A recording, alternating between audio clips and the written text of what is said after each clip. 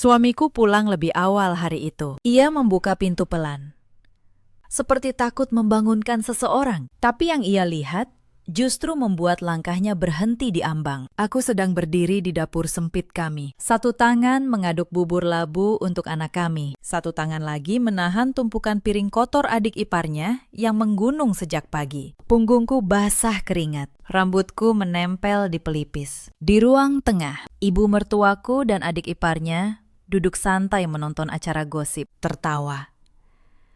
Sementara gelas-gelas kopi kosong dibiarkan begitu saja di meja untuk kubereskan nanti. Aku menoleh, mencoba tersenyum. Mas sudah pulang? Bima tidak menjawab. Matanya bergerak dari wajahku yang lelah, ke tumpukan piring, ke ibunya yang bersandar nyaman di sofa. Ada sesuatu yang berubah di rahangnya malam itu. Sesuatu yang selama 3 tahun tidak pernah kulihat, yang mereka semua tidak tahu. Malam itu adalah malam terakhir mereka bisa memandangku sebagai pembantu di rumahku sendiri. Karena ada satu map coklat yang sudah lama kusimpan di dasar lemari. Dan besok, map itu akan bicara. Halo, sahabat cerita. Selamat datang kembali di kanal ini. Tempat kita menemani kisah-kisah nyata tentang perempuan yang lama dipandang sebelah mata, lalu bangkit dengan cara yang paling elegan. Kalau kalian suka kisah seperti ini, tekan tombol suka dan subscribe supaya tidak ketinggalan setiap kali keadilan datang menjemput. Di episode ini, kita akan sama-sama melihat bagaimana perempuan yang disuruh diam di dapur akhirnya berdiri di ruang tamu dan membuat satu keluarga terdiam 1000 bahasa. Dan tulis di kolom komentar, dari kota mana kalian menyimak malam ini? Aku ingin tahu siapa saja yang sedang menemaniku. Nama saya Dahlia, usia saya 34 tahun waktu itu. Sebelum menikah, saya seorang guru taman kanak-kanak di sebuah sekolah kecil di pinggiran Bekasi. Gaji saya tidak besar, tapi saya mencintai pekerjaan itu. Saya suka melihat anak-anak kecil belajar mengeja nama mereka sendiri untuk pertama kali. Dan saya menabung, diam-diam, sedikit demi sedikit. Dari honor mengajar, dan dari usaha kecil membuat kue kering yang saya titipkan di warung-warung sekitar rumah. Setiap malam, setelah semua pekerjaan rumah selesai, saya duduk di dapur dan membuat adonan. Nastar, kastengel, putri salju. Saya bungkus rapi dalam toples-toples kecil. Dan pagi harinya, saya titipkan di warung-warung dan sekolah tempat saya dulu mengajar. Uangnya tidak banyak, kadang hanya cukup untuk beli tepung minggu berikutnya. Tapi saya tidak pernah berhenti. Ibu saya, sebelum meninggal, pernah berkata satu hal yang selalu saya pegang. Nak,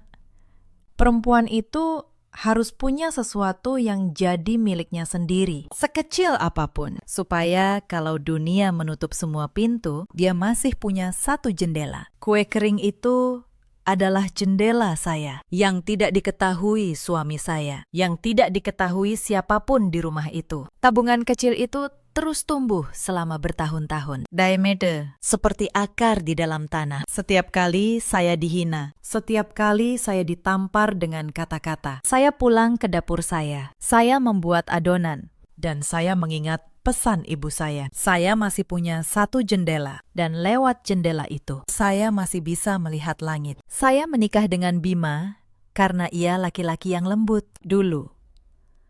Waktu masih pacaran, ia yang mengantar saya pulang mengajar. Ia yang membelikan saya bakso di gerobak dekat sekolah saat saya kehujanan. Saya pikir laki-laki yang seperti itu tidak akan pernah membiarkan istrinya disakiti. Saya salah, karena kelembutan yang tidak punya keberanian. Pada akhirnya, hanya jadi bentuk lain dari diam. Kami tinggal di apartemen kecil di kawasan Bintaro. 2 kamar, satu untuk kami dan Bintang, anak kami yang baru berusia 1,5 tahun. Satu lagi, sejak 6 bulan lalu, ditempati ibu mertua saya dan adik ipar saya, Bella.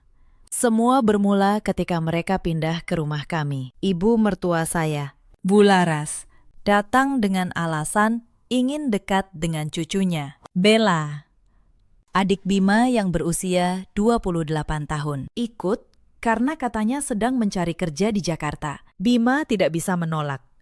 Cuma sementara, Dahlia, katanya waktu itu, sampai Bella dapat kerja. Sementara itu, berlangsung 6 bulan. Dan setiap hari dalam 6 bulan itu, tembok di rumahku menjadi sedikit lebih dingin. Bularas adalah tipe orang yang tidak pernah menaikkan suara, tapi setiap kalimatnya bisa membuatmu merasa kecil. Pagi pertama mereka di rumah kami, ia sudah punya aturan. Kopinya harus kopi tubruk. Panas. Cangkirnya harus disiram air panas dulu sebelum dituang, katanya. Supaya rasanya tidak keburu hambar. Dulu waktu aku muda, katanya sambil menyesap. Menantu itu bangun paling pagi, tidur paling malam. Bukan tidur-tiduran sambil menggendong anak. Saya diam. Bintang saat itu sedang rewel di pinggang saya. Giginya baru tumbuh, badannya hangat. Tapi Bularas hanya melihat saya yang berdiri dengan satu tangan menggendong, satu tangan menuang kopi. Lalu berkata, "Anak itu terlalu lengket. Kamu yang salah mendidik." Malam itu, setelah semua tidur, saya duduk sendiri di dapur. Saya tidak marah. Saya hanya merasa dingin. Untuk pertama kalinya, saya sadar. Di rumah ini, kebaikan saya dianggap kelemahan yang bisa dimanfaatkan. Dan kelemahan di mata orang seperti Bularas selalu boleh diinjak. Tapi mereka lupa satu hal. Perempuan yang terbiasa bangun paling pagi, biasanya juga yang paling tahu di mana semua kunci disimpan. Hari-hari berikutnya, pekerjaan itu datang tanpa pernah diucapkan sebagai perintah. Tapi semua orang tahu, itu tugas saya. Mencuci baju Bella, termasuk pakaian dalamnya, menyetrika, memasak 3 kali sehari dengan menu yang harus cocok dengan lidah Bularas. Tapi tidak boleh menghabiskan uang belanja. Bahkan memilih kangkung pun saya harus hati-hati. Kalau sayurnya agak tua, Bularas bilang, saya tidak pandai belanja. Kalau ikannya sedikit amis, ia bilang, saya tidak pandai memasak. Uang belanja adalah medan perang yang lain lagi. Setiap pagi, Bularas memberi saya uang belanja 50.000 dan menuntut makan siang dan makan malam untuk 5 orang dari uang itu. Kalau saya bilang tidak cukup, ia akan berdecak. Zaman aku dulu, katanya. Uang segini cukup buat seminggu, kamu saja yang boros. Padahal saya tahu, uang belanja yang sebenarnya jauh lebih besar. Bima menyerahkannya penuh setiap bulan pada ibunya. Hanya saja di tangan Bularas. Uang itu berubah menjadi 50.000 sehari untuk saya. Dan sisanya entah kemana. Suatu kali saya membeli ikan asin 0,5 kilo. Karena uangnya memang hanya cukup untuk itu. Bularas melihatnya.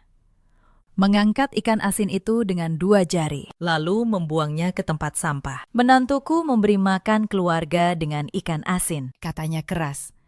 Supaya Bella dengar, mau ditaruh di mana mukaku? Saya tidak menjawab. Saya ambil ikan asin itu diam-diam dari tempat sampah malam harinya. Saya cuci. Dan saya makan sendiri di dapur, supaya tidak ada yang terbuang.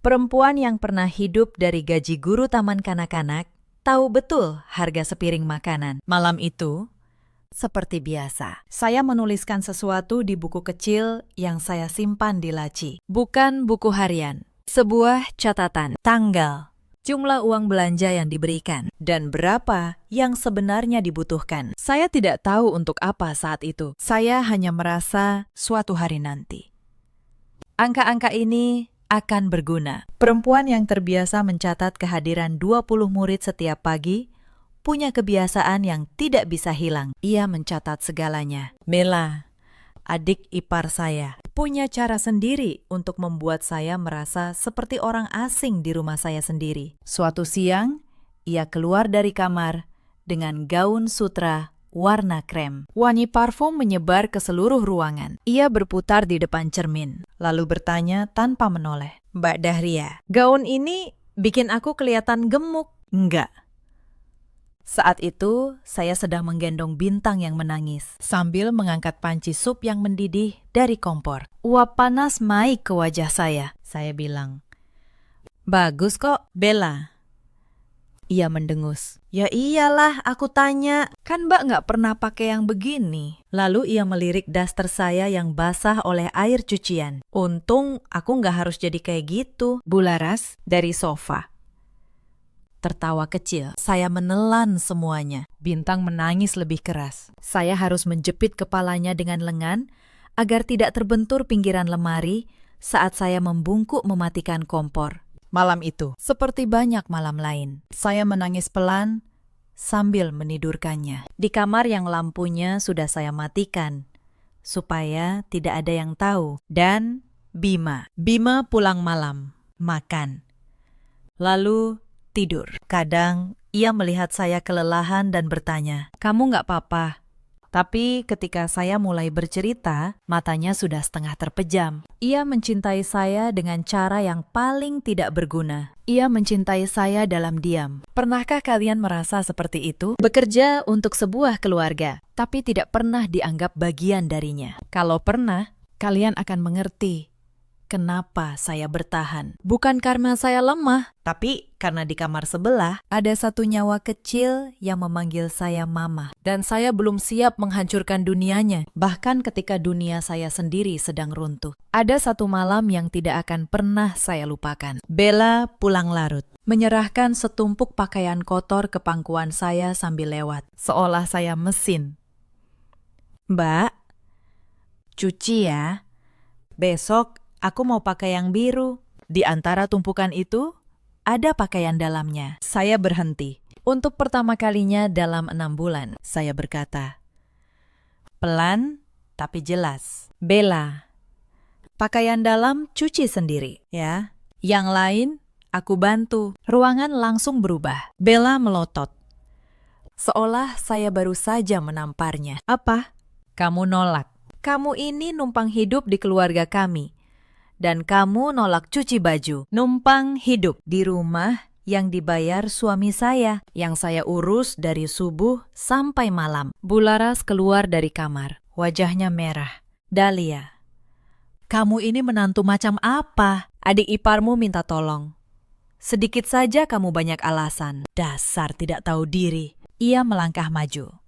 Dan sebelum saya sempat mundur, tangannya terangkat dan telapaknya mendarat di pipi saya. Keras. Suaranya menggema di ruangan kecil itu. Saya berdiri diam. Pipi saya panas. Bintang menangis di kamar mendengar keributan. Dan di detik itu, pintu depan terbuka. Bima pulang. Ia melihat semuanya. Ia melihat pipi saya yang merah, tangan ibunya yang masih terangkat, tumpukan pakaian di lantai. Untuk 1 detik yang panjang, ruangan itu membeku. Lalu Bima berjalan mendekat, berdiri di antara saya dan ibunya, dan berkata dengan suara yang bergetar menahan sesuatu. "Bu, kenapa ibu menampar istri saya?" Bularas tergagap.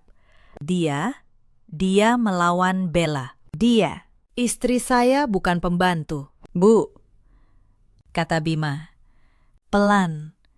Tapi setiap kata terdengar. "Dia istri saya." Itu kalimat pertama yang pernah Bima ucapkan untuk membela saya. 6 bulan, 3 tahun pernikahan. Kalimat pertama. Malam itu memang belum mengubah apa-apa. Bularas masih menganggap dirinya benar. Bella masih merajuk, seolah dialah korbannya. Tapi bagi saya, ada sesuatu yang retak di tembok itu. Sebuah celah kecil. Dan celah kecil, kalau kamu tahu cara memanfaatkannya, bisa meruntuhkan seluruh dinding. Ada 1 malam lagi, sebelum bulan Agustus, yang membuat saya benar-benar mengerti siapa mereka. Bintang demam tinggi, badannya panas sekali. Dan menjelang tengah malam, ia mulai kejang kecil, tubuhnya menegang.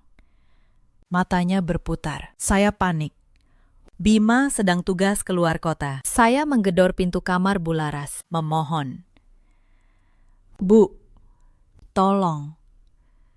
Bintang kejang. "Saya harus ke rumah sakit. Tolong temani saya. Atau pinjami saya uang dulu. Uang belanja sudah habis." Bularas membuka pintu setengah. Matanya masih mengantuk. Dan melihat cucunya yang menggigil di gendongan saya. Ia berkata dengan suara datar yang tidak akan pernah saya lupakan, "Anak kecil demam itu biasa. Kamu saja yang lebay. Aku besarkan Bima dan Bella nggak pernah serepot ini. Sudah, kompres saja. Jangan buang-buang uang ke rumah sakit malam-malam. Lalu, ia menutup pintunya kembali. Dari kamar sebelah, Saya dengar suara Bella yang terbangun karena ribut, bukan menawarkan bantuan. Ia berteriak, "Mbak, berisik.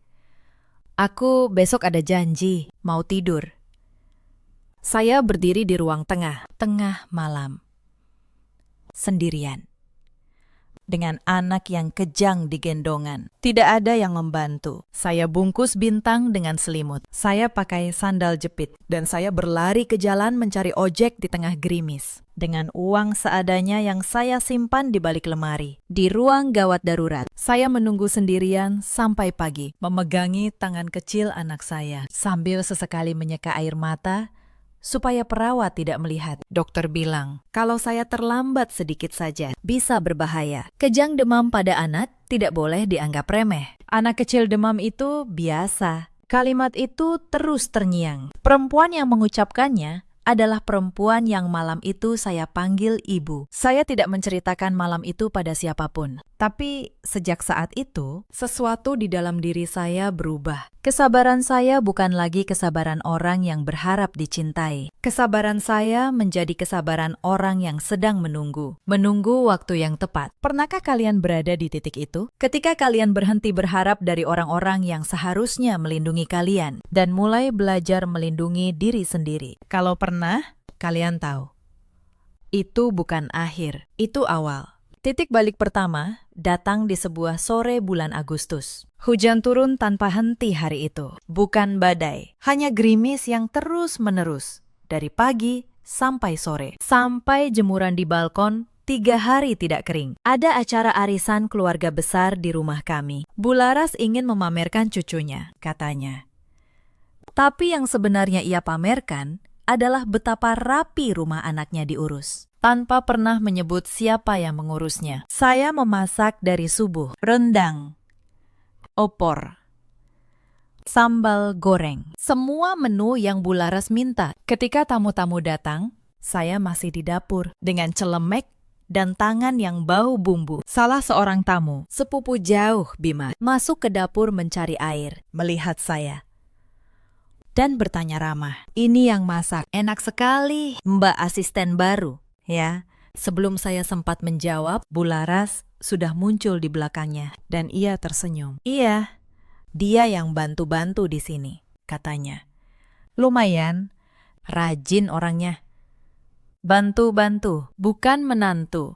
Bantu-bantu." Saya berdiri di dapur rumah saya sendiri, dan mertua saya baru saja memperkenalkan saya kepada tamu sebagai pembantu. Di ruang tamu, Bella terkikik, dan saya melihat Bima yang berdiri tak jauh, mendengar semuanya. Ia menunduk. Tangannya mengepal, tapi mulutnya terkunci. Malam itu, setelah tamu pulang dan piring-piring sudah saya cuci, sampai jam 11. Saya duduk di lantai dapur. Saya tidak menangis. Saya hanya berpikir, untuk pertama kalinya, saya berpikir bukan tentang bagaimana bertahan, tapi tentang berapa lama lagi saya sanggup. Dan di titik itu, saya ingat map coklat di dasar lemari saya. Tapi belum waktunya. Karena ada sesuatu yang jauh lebih buruk yang sedang mereka siapkan di belakang saya. Dan saya bahkan belum tahu yang saya tidak tahu saat itu. Di kampung asal Bima, ada sebuah rumah tua peninggalan mendiang ayah mertua saya. Rumah yang di atas kertas adalah milik Bima. Rumah yang menjadi satu-satunya warisan keluarga itu. Dan Bella, adik ipar saya yang katanya sedang mencari kerja, sebenarnya sedang mencari sesuatu yang lain sama sekali. Semua terungkap 3 minggu kemudian. Sore itu, Bima pulang dengan wajah pucat. Ia baru dari kampung, katanya, mengurus sesuatu. Ia duduk di tepi kasur, diam lama, sebelum akhirnya berkata, "Rumah di kampung sudah tidak ada, Dahlia." Saya tidak mengerti. Maksudnya, digadaikan, katanya. Suaranya nyaris tak terdengar. 200 juta atas nama aku. Tapi aku tidak pernah menandatangani apapun. Saya terdiam. 200 juta, rumah warisan satu-satunya, digadaikan atas nama Bima. Tanpa Bima tahu. Siapa? Tanya saya. Meski di dalam hati, Saya sudah tahu. Bima tidak menjawab. Tapi malam itu, dari balik pintu kamar, Saya mendengar suara Bularas dan Bella berbisik di ruang tengah. dan potongan-potongan kalimat, Mereka menyusun sebuah gambar yang membuat darah saya dingin. dia nggak akan tahu, bisik Bella. Bima kan nggak pernah cek. Uangnya sudah aku pakai buat modal. Nanti kalau ketahuan, tinggal bilang buat kebutuhan keluarga. Iya, sahut Bularas. Lagi pula, Bima itu cuma anak pungut. Rumah itu memang seharusnya jadi milik kita yang berdarah asli. Dia sudah untung dikasih nama. Saya berhenti bernapas. Anak pungut. Bima, anak pungut. Saya menempelkan punggung ke dinding kamar. Di kegelapan. Dan untuk beberapa saat, saya tidak bisa bergerak. Bukan karena kaget bahwa mereka mencuri, tapi karena baru saya sadari Orang-orang yang selama ini saya layani, yang menyuruh saya mencuci pakaian dalam mereka dan memanggil saya bantu-bantu, sedang merampok anak yang mereka besarkan sendiri dan menghina asal-usulnya untuk membenarkan diri. bisikan mereka berlanjut. Dan setiap kalimat menusuk lebih dalam. Bima itu terlalu bodoh, kata Bella pelan. Dia kasih apa saja kita minta. Nanti kalau usaha aku besar, Aku nggak perlu numpang di sini lagi. Aku beli rumah sendiri yang jauh lebih bagus dari apartemen kumuh ini. yang penting, sahut Bularas, jangan sampai istrinya yang cerewet itu tahu. Perempuan kampung begitu, kalau tahu soal uang bisa jadi ribut. Untung dia bodoh. Cuma bisa masak sama cuci. Untung dia bodoh. Saya tersenyum tipis di dalam gelap. Mereka tidak tahu. Perempuan yang mereka sebut bodoh itu sudah 7 tahun mengajar anak-anak berhitung dan tidak pernah sekalipun salah menghitung. Menurut kalian, di posisi saya, apakah masih pantas untuk diam? Tulis di kolom komentar. Karena mulai malam itu saya berhenti diam. Tapi saya tidak menangis. Dan saya tidak berteriak. Perempuan yang tumbuh dari mengurus 20 anak taman kanak-kanak dalam satu ruangan tahu satu hal. Kemarahan yang berguna adalah kemarahan yang dingin. Malam itu juga, ketika semua sudah tidur, saya buka lemari saya. Saya keluarkan map coklat itu. Di dalamnya ada buku tabungan saya yang selama 7 tahun terus bertumbuh. Dari honor mengajar dan kue kering. Angkanya jauh lebih besar dari yang siapapun di rumah itu, bayangkan. Ada juga sesuatu yang lain. Sertifikat. Sertifikat sebuah ruko kecil 2 lantai di dekat Pasar Bintaro. Saya membelinya diam-diam setahun lalu, atas nama saya sendiri. Dari hasil menabung bertahun-tahun dan menjual perhiasan pemberian orang tua saya. Selama ini saya kira ruko itu akan jadi masa depan Bintang, sekolahnya nanti. Ternyata malam itu, ruko itu menjadi awal dari sesuatu yang lain. Karena keesokan paginya, saya bangun lebih pagi dari biasanya. Bukan untuk membuat kopi, tapi untuk pergi menemui seseorang. Saya menemui Pak Tono, seorang notaris tua yang dulu anaknya pernah saya ajar di taman kanak-kanak. Ia masih ingat saya. Ia masih ingat bagaimana dulu saya menunggui anaknya yang penakut sampai orang tuanya datang menjemput tanpa pernah minta dibayar lebih. Kebaikan yang kita tanam kadang tumbuh di tempat yang paling kita butuhkan. Kantornya kecil, di lantai 2, sebuah ruko tua, penuh tumpukan berkas dan bau kertas lama. Ia menyuguhi saya teh hangat dan menunggu dengan sabar sampai saya siap bicara. Ada yang menenangkan dari cara orang tua itu mendengarkan. Seolah tidak ada yang perlu diburu-buru. Saya ceritakan semuanya. Tentang 6 bulan yang saya lalui. Tentang dipanggil bantu-bantu di depan tamu. Tentang tamparan itu. Tentang malam bintang kejang. Dan akhirnya, tentang rumah kampung yang digadaikan atas nama suami saya tanpa tanda tangannya. Pak Tono mendengarkan. Lalu wajahnya mengeras. Dahlia, Katanya pelan. Kalau tanda tangan di surat gadai itu bukan tanda tangan suamimu, itu pemalsuan dokumen. Itu bukan urusan keluarga lagi. Itu urusan hukum. Saya menatapnya. Bisa dibuktikan. Bisa, katanya. Asal ada surat gadai aslinya dan contoh tanda tangan suamimu yang sah. Sisanya, Biar bank dan notaris yang bicara. Malam itu, saya duduk berhadapan dengan Bima. Untuk pertama kalinya dalam waktu yang lama, saya bicara. Dan ia mendengarkan sampai selesai. Saya ceritakan apa yang saya dengar. Bisikan ibunya. Kata-kata anak pungut. Modal usaha Bella yang berasal dari rumah warisannya. Wajah Bima berubah. Bukan menjadi marah dulu, tapi menjadi sedih. Sedih yang dalam. Sedih anak yang baru sadar bahwa dirinya selama ini hanya dianggap dompet berjalan oleh orang-orang yang ia panggil ibu dan adik. Aku sudah lama tahu, aku anak pungut. Dahlia, katanya akhirnya, suaranya bergetar. Aku dengar waktu ada hajatan di kampung, bertahun-tahun lalu. Makanya, seumur hidupku, aku memberikan segalanya. Aku sekolahkan Bella, aku belikan perabotan. Aku kira kalau aku cukup baik, mereka akan menganggapku benar-benar anak. Ia menunduk. Ternyata mereka cuma menunggu waktu untuk menghabisi apa yang aku punya. Saya pegang tangannya. Mas, kata saya. Aku nggak butuh kamu marah. Aku butuh kamu berani. Sekali saja. Ia menatap saya lama. Air matanya jatuh. Tapi ia tidak menyekanya. Selama ini, katanya. Aku pikir dengan diam. Aku menjaga kedamaian. Ternyata, aku cuma menjaga mereka tetap bisa menyakitimu. Maafkan aku, Dahlia. 3 tahun, aku terlambat. Saya tidak menjawab. Saya hanya menggenggam tangannya lebih erat. Ada hal-hal yang tidak butuh dimaafkan dengan kata-kata, tapi dengan perbuatan yang akan datang. Mulai sekarang, kata Bima pelan. Kita kerjakan ini berdua. Tapi aku ingin kamu yang memimpin. Kamu lebih tenang dari aku. Kamu lebih pintar dari aku. Dan kamu satu-satunya orang di rumah ini yang tidak pernah berbohong padaku. Untuk pertama kalinya dalam 3 tahun, ada sesuatu yang tegak di punggungnya, yang tidak mereka tahu, di kamar sebelah. 2 orang sedang menyusun rencana untuk mengambil lebih banyak lagi. Dan mereka pikir mereka punya banyak waktu. Beberapa hari kemudian, saya mulai bergerak. Diam-diam. Saya minta salinan surat gadai dari bank tempat rumah itu digadaikan. Pak Tono yang membantu mengurusnya. Karena Bima adalah pemilik sah yang namanya dicatut. Ketika salinan itu keluar, tanda tangan di sana memang bukan tanda tangan Bima. Terlalu rapi, terlalu dibuat-buat. Bella, rupanya, meniru tanda tangan kakaknya dengan bantuan seseorang di kantor gadai.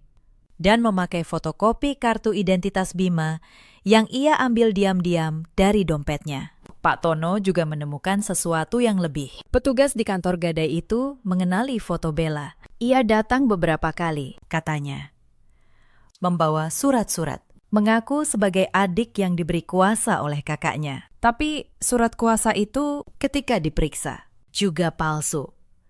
Tanda tangan Bima di sana ditiru dari fotokopi kartu identitas yang ia ambil diam-diam. Setiap langkah Bella meninggalkan jejak. Karena orang yang serakah selalu berpikir mereka lebih pintar dari semua orang. Dan justru karena itu, mereka menjadi ceroboh. Mereka lupa bahwa dunia mencatat. Bank mencatat.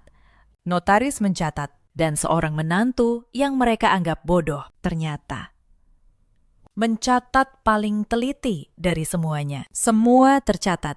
Semua ada tanggalnya. Semua ada namanya. Sementara itu, di rumah, saya tetap memasak, tetap mencuci, tetap menjawab iya ketika Bu Laras memanggil. Karena satu hal yang saya pelajari malam itu. Ketika kamu sudah tahu akan menang, kamu tidak perlu menunjukkannya. Biarkan mereka merasa aman. Rasa aman membuat orang ceroboh. Dan Bella semakin ceroboh. Ada satu sore, ketika beberapa teman arisan Bu Laras datang, saya menyuguhkan minuman seperti biasa. Salah seorang ibu bertanya sopan pada saya, "Mbak ini kerja apa sebelum menikah?" Sebelum saya menjawab, Bella menyela dengan tawa kecil. Mbak Dahlia dulu cuma guru TK. Tante, gaji seuprit. Untung dapat kakak saya, jadi bisa hidup enak numpang di sini. Ia melirik saya dari atas ke bawah. Coba lihat tangannya. Kasar begitu. Mana ada nyonya rumah tangan begitu. Lebih cocok jadi asisten. Ibu-ibu itu tertawa canggung. Bularas ikut tersenyum bangga. Saya berdiri di sana, memegang nampan. Dengan tangan yang memang kasar oleh sabun cuci. Tangan yang setiap pagi menyeka air mata anak saya. Yang menggoreng, Yang mengepel. yang memandikan 2 orang yang menghina saya sekarang. Saya tidak menjawab. Saya hanya tersenyum. Menaruh nampan. Dan kembali ke dapur. Tapi di dapur, saya berdiri diam sebentar, menatap tangan saya sendiri. Dan saya berjanji dalam hati. Tangan ini yang kalian tertawakan, Suatu hari akan memegang sesuatu yang tidak akan pernah bisa kalian sentuh. coba lihat tangannya. Lebih cocok jadi asisten. Saya simpan kalimat itu. Bukan untuk sakit hati, tapi sebagai pengingat. Tentang siapa yang harus saya buktikan salah. Beberapa hari kemudian, Bella semakin berani. Suatu malam saat makan, ia berkata santai. Mbak Dahlia, aku mau buka cabang usaha lagi. Mas Bima mau bantu modal lagi. Kan? Kan keluarga. Bularas mengangguk. Iya, Bima. Kamu kan yang paling mampu. Sudah sepantasnya kamu bantu adikmu. Uang bisa dicari. Saudara nggak bisa diganti. Uang Bisa dicari. Saudara nggak bisa diganti. Kalimat itu diucapkan oleh perempuan yang baru saja mencuri 200 juta dari saudaranya sendiri. Saya melihat Bima. Ia menaruh sendoknya pelan. Dan ia berkata dengan suara yang tenang. Uang yang buat modal usaha Bella kemarin. Itu dari mana? Bu, Ruangan mendadak sunyi. Bella berhenti mengunyah. Bularas mengerutkan kening. ya dari tabungan Bella lah. Memang, dari mana lagi?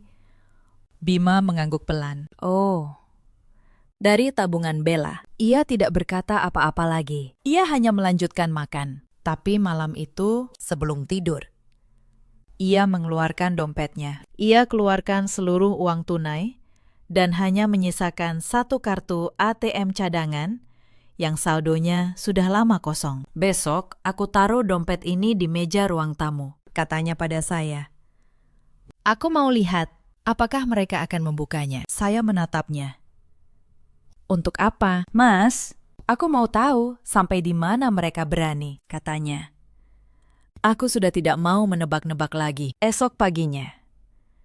Hujan lagi. Bima meletakkan dompetnya di samping remote televisi, lalu berangkat kerja pura-pura. Ia dan saya menunggu. Menjelang siang, saya melihatnya dari dapur. Bella mengambil dompet itu. Ia buka. Ia keluarkan kartu ATM cadangan itu, memotretnya, mencatat nomornya, lalu mengembalikannya seolah tidak terjadi apa-apa. Bularas berdiri di dekatnya, mengawasi. Mengangguk puas. Mereka bahkan tidak berhenti setelah mengambil satu rumah. Mereka sedang bersiap mengambil segalanya. Sore itu, saya menelpon Pak Tono. Sudah cukup, kata saya.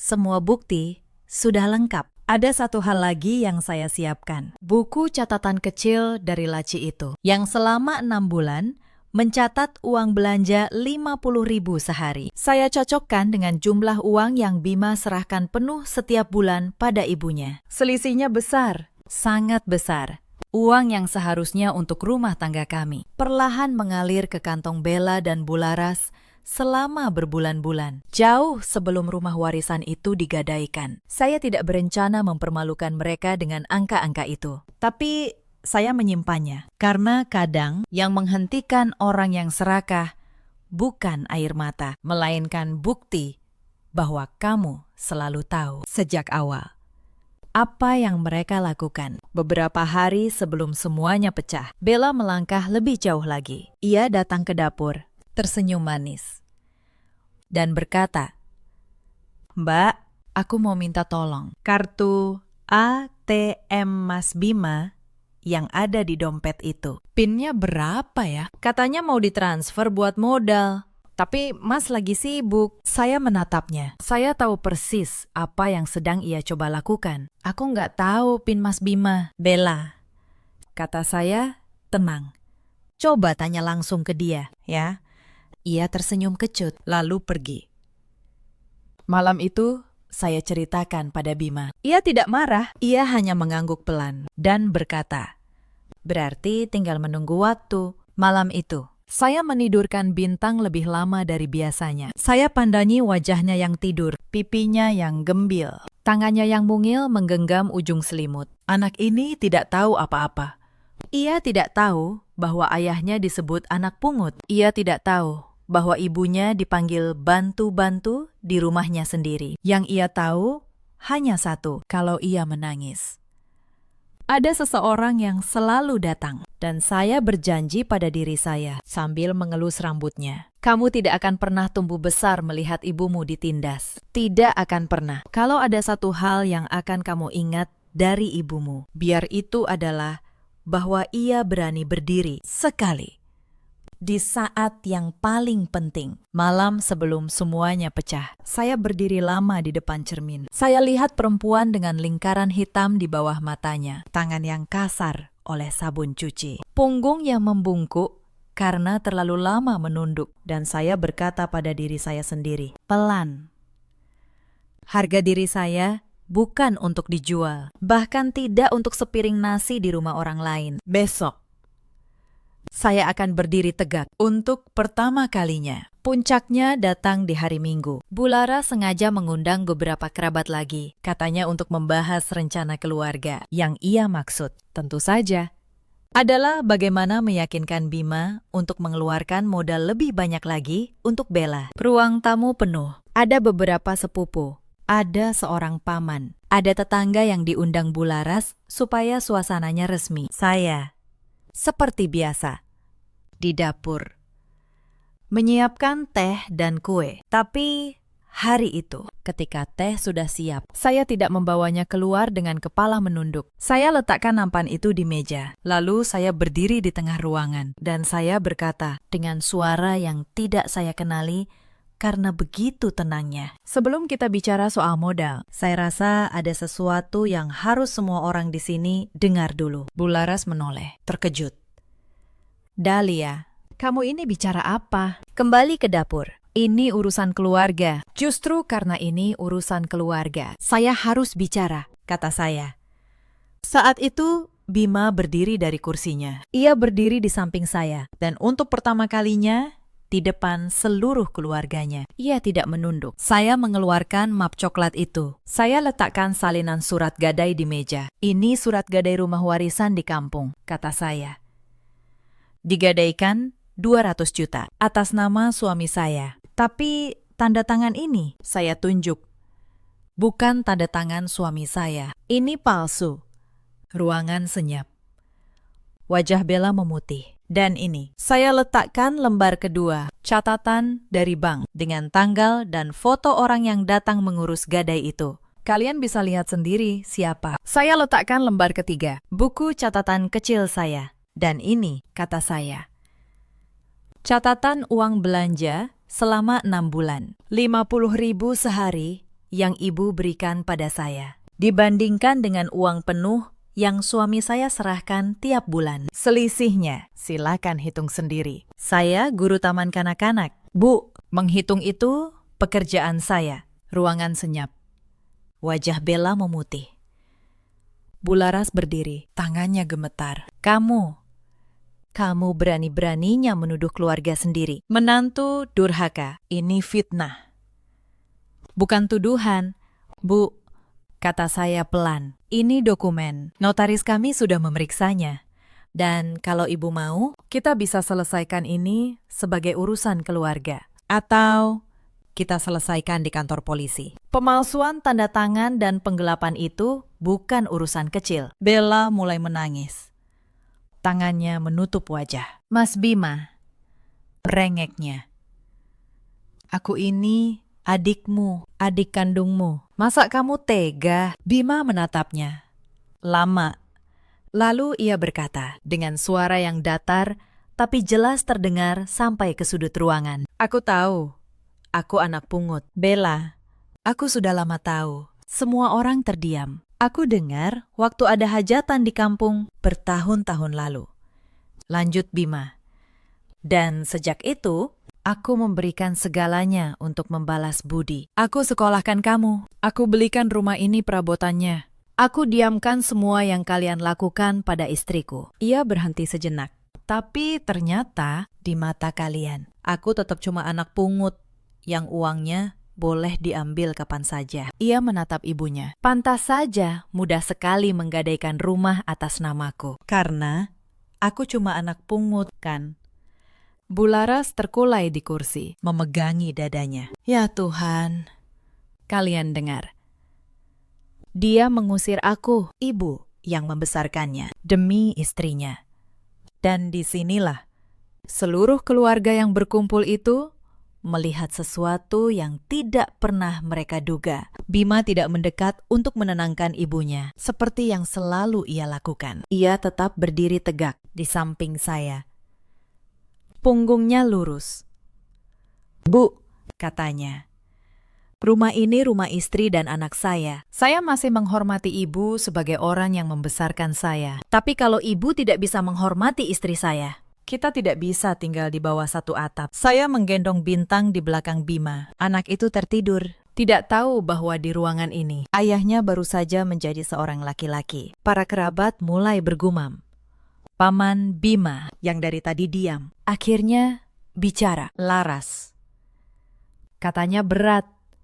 Kalau memang benar rumah itu digadaikan diam-diam dan tanda tangannya dipalsukan, kamu harus tanggung jawab. Ini sudah keterlaluan. Bella menjatuhkan diri ke lantai, menangis, meraung. "Mas, tolong mas, aku hilaf.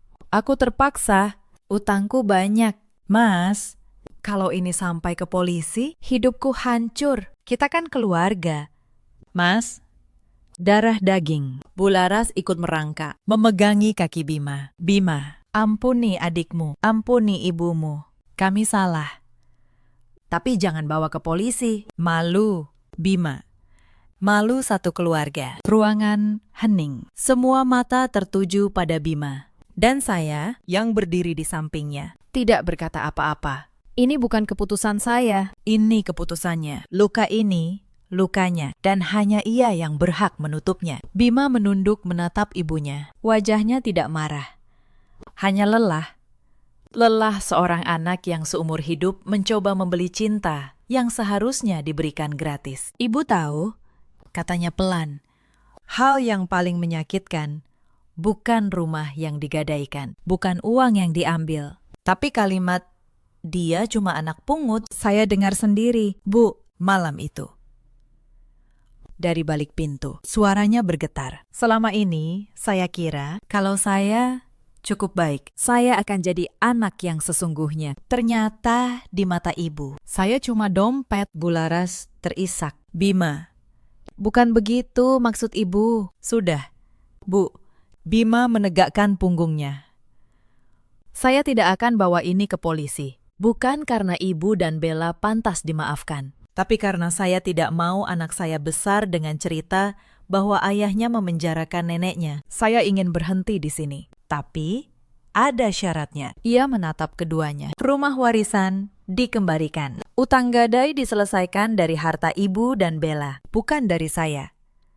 Dan mulai besok, kalian pindah dari rumah ini. Rumah ini milik istri dan anak saya." Satu persatu, wajah-wajah di ruangan itu berpaling dari Bularas dan Bella. Bukan karena saya berteriak, tapi karena kebenaran. Ketika akhirnya keluar, tidak butuh diteriakan. Paman Bima berdiri, menepuk bahu keponakannya. "Kamu laki-laki yang baik, Bima.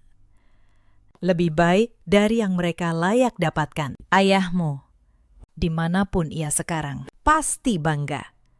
Bima, laki-laki yang selama 3 tahun hanya bisa menunduk, akhirnya menangis. Tapi kali ini ia menangis sambil berdiri tegak. Hari-hari setelah itu tidak mudah, tapi keadilan sekali dilepaskan, berjalan dengan kakinya sendiri. Pihak bank, setelah menerima laporan dan bukti pemalsuan, membekukan proses gadai dan membuka penyelidikan. Uang 200 juta yang sudah dipakai Bella untuk modal usaha ternyata sebagian besar habis untuk gaya hidup, tas, dan barang-barang yang ia pamerkan di media sosial. Ketika ia diminta mengembalikan, ia tidak bisa. Usaha yang katanya berkembang, ternyata tidak pernah benar-benar ada. Bella tidak masuk penjara. Bima, dengan hati yang jauh lebih besar dari yang pantas mereka terima. Memilih menyelesaikannya di luar jalur hukum. Syaratnya jelas.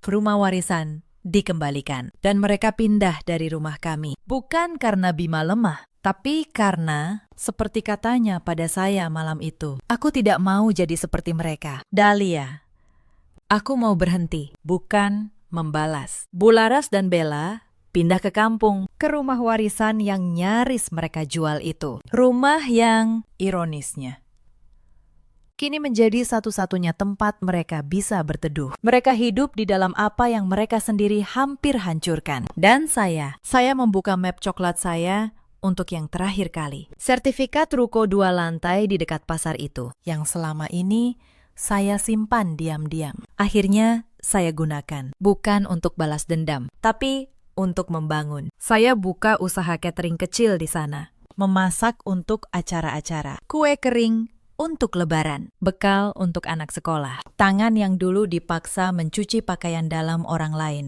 kini memasak untuk ratusan orang yang membayar dan berterima kasih. Hari pertama saya membuka ruko itu, saya berdiri lama di depan pintunya. Saya ingat perempuan yang 6 bulan lalu berdiri di dapur sempit, dipanggil bantu-bantu di depan tamu, ditampar karena menolak mencuci pakaian dalam orang lain. Perempuan itu sekarang memegang kunci tokonya sendiri, dan tidak ada seorang pun di dunia ini yang bisa mengambilnya. Dalam setahun, usaha itu tumbuh. Saya mempekerjakan 3 ibu rumah tangga dari lingkungan saya. Perempuan-perempuan yang seperti saya dulu dianggap tidak punya apa-apa. Salah satunya, Bu Sari, dulu juga menantu yang tinggal menumpang dan disuruh diam. Ketika ia pertama kali memegang gaji dari tangannya sendiri, ia menangis. Saya mengerti tangis itu. Itu bukan tangis sedih. Itu tangis seseorang perempuan yang akhirnya merasa dirinya berharga. Kami memasak bersama. Kami tertawa bersama. Kalau ada pesanan besar untuk hajatan, kami begadang, menggoreng,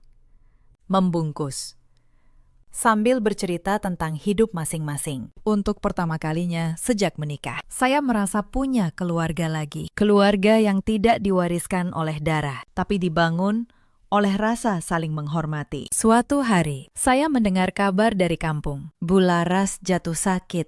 Bella, yang usahanya tidak pernah benar-benar ada, sibuk mengurus utang-utangnya sendiri dan jarang menengok ibunya. Saya sempat terdiam mendengarnya. Lalu saya kirimkan sedikit uang lewat Paman Bima tanpa menyebut nama saya. Bukan karena saya sudah lupa apa yang mereka lakukan. Saya tidak lupa, tapi saya memilih untuk tidak menjadi seperti mereka. Membantu di saat sulit adalah pilihan saya, bukan kewajiban saya. Dan justru karena itu, pilihan, ia menjadi milik saya sepenuhnya. Bima berubah. Ia tidak lagi mencintai saya dalam diam. Ia pulang lebih awal, membantu di dapur usaha saya, menggendong Bintang tanpa disuruh. Ia belajar terlambat. Tapi ia belajar bahwa melindungi seseorang bukan soal seberapa banyak yang kamu berikan, tapi soal keberanian untuk berdiri ketika orang itu dijatuhkan. Suatu sore, kami duduk di teras ruko. Bintang bermain di lantai. Hujan turun lagi, tapi kali ini gerimisnya terasa berbeda. Bukan aroma awal sebuah badai, tapi aroma tanah yang lega setelah lama menahan panas. Saya belajar satu hal dari semua ini. Kesabaran bukan kelemahan. Selama kita tahu kapan harus berhenti diam. Saya diam bukan karena saya takut. Saya diam karena saya sedang menunggu waktu yang tepat untuk berdiri. Dan ketika waktu itu datang, saya tidak berdiri untuk menjatuhkan siapapun. Saya berdiri untuk mengambil kembali harga diri saya, yang tidak pernah benar-benar bisa mereka ambil. Karena harga diri itu tidak pernah untuk dijual. Di luar sana, ada banyak perempuan yang sedang berada di posisi saya dulu, yang dipanggil bantu-bantu di rumahnya sendiri, yang menelan air mata sambil menidurkan anaknya, yang mencintai keluarga yang tidak pernah menganggapnya bagian. Kalau kalian salah satu dari mereka, saya ingin kalian tahu satu hal. Kebaikan kalian bukan kelemahan, dan diam kalian tidak harus selamanya. Ada juga banyak suami seperti Bima dulu, yang mencintai dengan cara yang paling tidak berguna, dalam diam.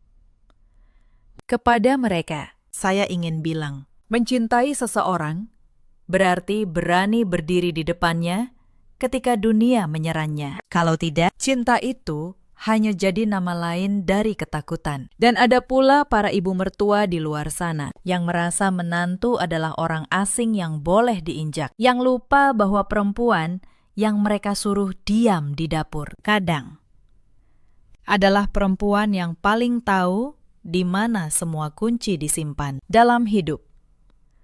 Kita selalu punya pilihan untuk terus menunduk atau untuk berdiri satu kali dengan tenang dan mengubah segalanya. Ceritakan kisah kalian di kolom komentar. Pernahkah kalian bertemu keluarga seperti ini? Bagaimana kalian bertahan? Saya membaca setiap cerita kalian. Terima kasih sudah menemani sampai akhir. Sampai jumpa di kisah berikutnya. Malam itu hujan turun tanpa ampun di kawasan BSD. Ruang tamu rumah keluarga Wijoyo terang benderang, tapi udaranya terasa beku. Saya berdiri di tengah ruangan dengan selembar kertas di hadapan saya. Surat pernyataan penyerahan harta, 3 miliar rupiah. Bu Sutina, ibu mertua saya, mendorong pulpen itu ke arah saya. Tanda tangani, katanya dingin.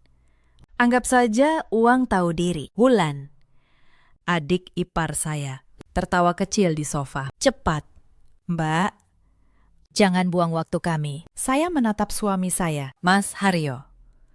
Saya hanya menunggu satu kalimat darinya. Satu kalimat kecil saja. Jangan begitu pada Anissa. Tapi ia menunduk, memandang lantai. Diam seperti tembok. Lalu Bu Sutina kehilangan kesabaran. Tangannya terangkat dan tamparan itu mendarat di pipi saya. Bunyinya kering di tengah ruangan. Tahu diri sedikit, desisnya. Perempuan tidak punya apa-apa. Kok berani menatap saya seperti itu? Saya tidak menangis. Saya tidak gemetar. Karena di dalam tas saya ada sesuatu yang tidak mereka tahu. Selembar akta dan sebuah ponsel yang sejak tadi merekam setiap kata mereka. Mereka pikir mereka sedang merampas segalanya dari saya. Padahal mereka sedang menggali liang untuk diri mereka sendiri. Halo, sahabat cerita. Selamat datang kembali di kanal ini. Sebelum kita mulai, kalau kamu suka kisah tentang kesabaran yang akhirnya menemukan jalannya, tekan tombol subscribe dan nyalakan lonceng. Kisah malam ini tentang seorang perempuan yang ditekan habis-habisan. Sampai akhirnya angka-angka yang ia catat sendiri berbalik menjadi senjata. Mari kita mulai. Nama saya Anissa Rahmawati. Saat itu usia saya 33 tahun. Saya bekerja sebagai auditor internal. Sudah 8 tahun saya berkutat dengan angka, neraca, dan laporan keuangan. Pekerjaan saya sederhana, memastikan setiap rupiah yang masuk dan keluar punya catatan yang benar. Saya menikah dengan Mas Haryo 5 tahun lalu. Ia anak sulung keluarga Wijoyo, keluarga yang punya sebuah pabrik mebel kecil di pinggiran kota. Saat kami menikah, pabrik itu sedang sekarat. Hutang menumpuk, pembukuan berantakan, dan tidak ada satupun yang mengerti laporan keuangan. Bu Sutina, ibu mertua saya, adalah pemilik nama di atas kertas, tapi ia tidak bisa membaca neraca sama sekali. Mas Haryo disebut direktur, padahal ia hanya menandatangani apa yang ibunya suruh. Maka sayalah yang turun tangan. Saya masih ingat tahun-tahun pertama pernikahan. Saat itu, Bu Sutina belum sekejam sekarang. Ketika pabrik masih sekarat, ia bersikap manis pada saya. Ia memanggil saya anak, menyuguhi saya teh, dan memuji kepandaian saya mengurus angka. Untung ada Anissa, katanya dulu, di depan kerabat. Menantu saya ini pintar, dia yang menyelamatkan keluarga kita. Saya percaya itu tulus. Saya bekerja siang malam, membenahi pembukuan pabrik itu dari nol. Saya yang berhadapan dengan bank. Saya yang menyusun ulang seluruh sistem keuangannya. Dalam 3 tahun, pabrik yang hampir tutup itu kembali bernapas. Pesanan datang lagi. Hutang lunas. Keuntungan mulai mengalir. Dan justru saat itulah sikap Bu Sutina berubah. Begitu uang mulai banyak, pujian itu berhenti. Berganti dengan perintah, omelan, dan penghinaan. Saya baru mengerti kemudian. Ia manis pada saya selama ia membutuhkan saya. Begitu pabrik aman, saya tak lebih dari alat yang sudah selesai dipakai. Tapi tidak ada yang mengucapkan terima kasih lagi. Di mata Bu Sutinah, saya tetaplah menantu dan menantu baginya. Adalah pelayan yang kebetulan bisa berhitung. Rumah tempat kami tinggal ada di BSD, sebuah rumah 2 lantai yang cukup besar. Rumah itu dibeli 3 tahun lalu, saat pabrik mulai untung. Saya ingat betul prosesnya, Karena sayalah yang mengurus semua dokumennya. tapi saat itu saya belum tahu betapa pentingnya satu detail kecil di dalam akta rumah itu. Detail yang kelak akan mengubah segalanya. Saya ingat, saat rumah itu dibeli, kas perusahaan masih dipakai untuk melunasi sisa hutang pabrik. Maka, uang muka rumah yang jumlahnya tidak sedikit. Sebagian besar saya tutup dengan tabungan pribadi saya. Saat itu, Bu Sutina dan Mas Haryo tidak mau repot. Kamu saja yang urus semuanya. Nis, kata mereka, kami percaya sama kamu. Mereka bahkan tidak hadir saat penandatanganan di hadapan notaris. Hanya saya dan Pak Tono. Saya menandatangani akta itu dengan nama saya sebagai pemilik. Bukan karena saya berniat licik, tapi karena memang sayalah yang membayar bagian terbesarnya. Lalu hidup berjalan, dan tidak ada yang pernah menanyakan akta itu lagi. Mereka pikir rumah itu otomatis milik keluarga. Saya menyimpan dokumen itu di laci dan melupakannya untuk sementara. Mari saya ceritakan bagaimana hidup saya di rumah itu. Setiap pagi, saya bangun pukul 4, menyiapkan sarapan untuk seisi rumah sebelum berangkat ke kantor audit saya. Pulang kerja, saya tidak boleh langsung istirahat. Ada cucian, ada makan malam, ada lantai yang harus disapu. Bu Sutinah punya aturan, menantu tidak boleh duduk sebelum semua pekerjaan rumah selesai. Wulan, adik ipar saya, sama sekali tidak menyentuh pekerjaan rumah. Ia 29 tahun. Katanya ia jualan online. Tapi sebagian besar waktunya dihabiskan untuk berbelanja dan memamerkan barang baru. Setiap kali saya pulang lelah, Wulan akan duduk di sofa sambil bermain ponsel, lalu melempar komentar pedas. Mbak Anissa itu kerja melulu alasannya. Sudah 5 tahun jadi menantu. Menyapu lantai saja masih belang-belang, saya hanya diam. Karena saya tahu, menjawab hanya akan dicap melawan. Mas Haryo, suami saya selalu memilih jalan paling aman, diameter. Setiap kali ibunya atau adiknya merendahkan saya, ia akan pura-pura sibuk dengan ponselnya. Saya pernah bertanya padanya, suatu malam di kamar, Mas, apa Mas tidak pernah merasa keberatan dengan cara ibu memperlakukan saya? Ia menghela napas, lalu menjawab pelan, sabar saja, Nis.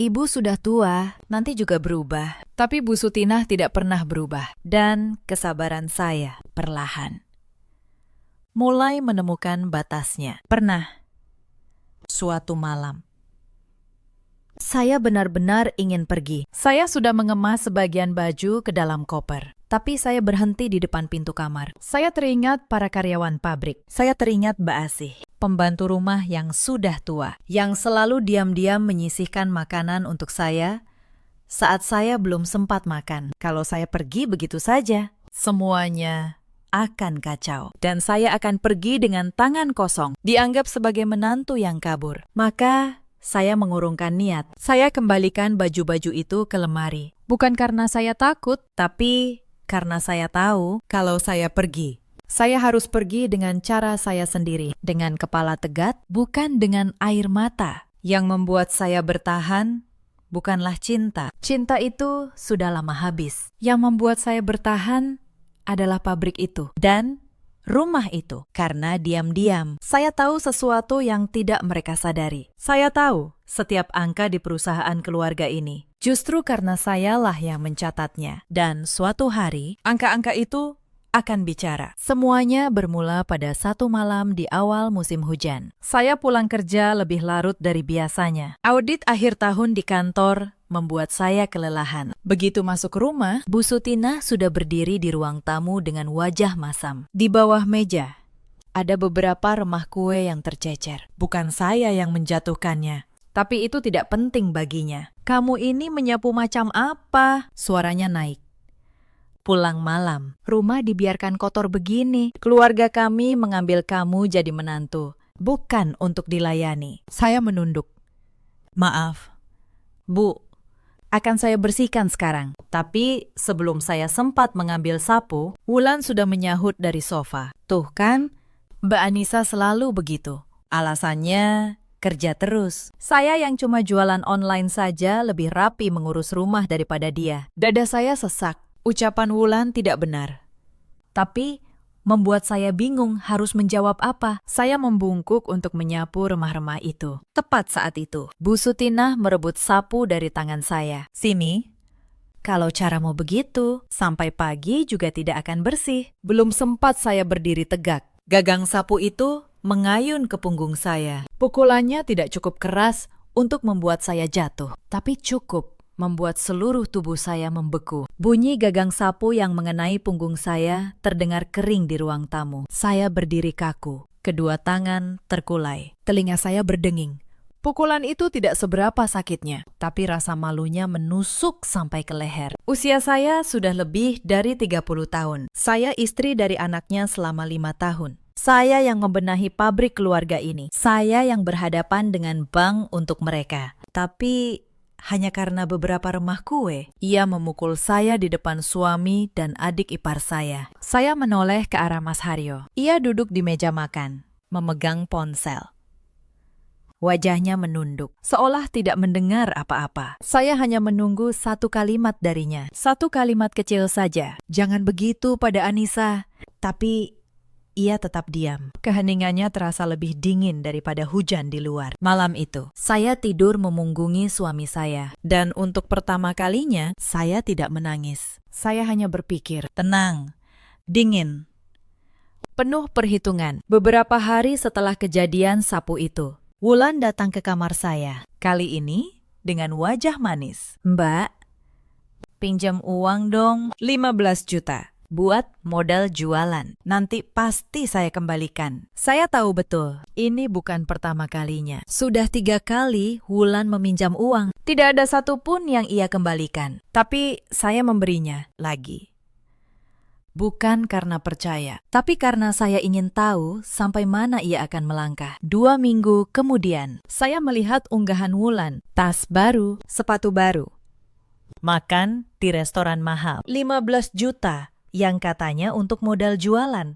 Ternyata habis untuk gaya hidup. Saat saya menagih dengan halus, Wulan malah tersinggung. Ya ampun, Mbak, cuma 15 juta saja diungkit-ungkit. Pelit banget jadi orang. Pantas saja ibu sebal sama Mbak. Saya tidak membalas. Saya hanya mencatat tanggal, jumlah, dan janji yang tidak pernah ia tepati. Karena saya tahu suatu hari semua catatan ini akan berguna. Tekanan itu tidak berhenti pada uang. Suatu sore, keluarga besar Wijoyo berkumpul untuk arisan di rumah. Di depan semua kerabat, Bu Sutinah memamerkan Wulan. Anak saya yang ini pintar cari uang sendiri. Jualan online, laris. Lalu ia menoleh ke saya dengan nada merendahkan. Kalau yang ini, menantu saya. Kerja kantoran katanya, tapi mengurus rumah saja masih belang-belang. Para kerabat tertawa kecil. Saya hanya tersenyum tipis, menahan panas di dada. Salah satu kerabat, Bu Ratna, bertanya pada saya, Anissa, kerja di mana? Tuh, belum sempat saya menjawab. Bu Sutinah memotong.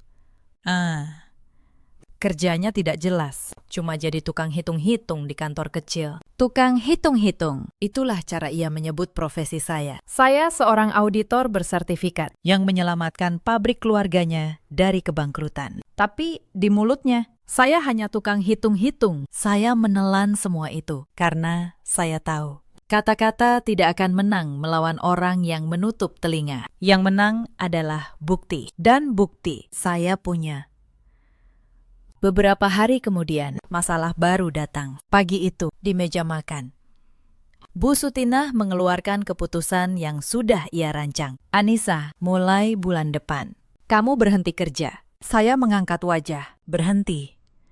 Bu, kenapa? Perempuan yang sudah menikah itu di rumah saja. mengurus suami, mengurus keluarga. Pekerjaanmu di kantor itu hanya membuat kamu sok pintar. Saya menatap Mas Haryo. Ia mengaduk teh. Tidak berkata apa-apa. Bu, kata saya, tenang. Kalau saya berhenti, siapa yang akan mengurus pembukuan pabrik? Bu Sutinah tersinggung. Pabrik itu urusan keluarga Wijoyo, bukan urusan kamu. Kamu pikir tanpa kamu, kami tidak bisa apa-apa. Saya terdiam, tapi di dalam hati, satu hal menjadi jelas. Mereka ingin saya tetap melayani di rumah, tapi tidak ingin saya menyentuh angka-angka perusahaan lagi. Mereka ingin tangan saya, tapi tidak ingin mata saya. Pertanyaannya hanya satu, kenapa saya tidak berhenti kerja? Saya hanya berpura-pura menurut, sambil mulai memperhatikan lebih teliti. Karena satu hal mengganjal di pikiran saya. Kenapa mereka begitu bersikeras? Saya tidak menyentuh pembukuan perusahaan. Apa yang sebenarnya mereka sembunyikan? Sebagai auditor, saya tahu satu prinsip. Orang yang paling ngotot menjauhkanmu dari angka biasanya adalah orang yang punya sesuatu untuk disembunyikan di balik angka itu. Dan apa yang saya temukan membuat saya tidak bisa tidur berhari-hari. Suatu sore, saya kembali ke kantor pabrik untuk mengambil dokumen yang tertinggal. Kantornya sepi. Saya membuka laci tempat rekening koran perusahaan disimpan. Di sanalah saya melihatnya. Beberapa transaksi besar dalam 2 bulan terakhir. Uang ditarik dari rekening perusahaan. Jumlahnya tidak kecil.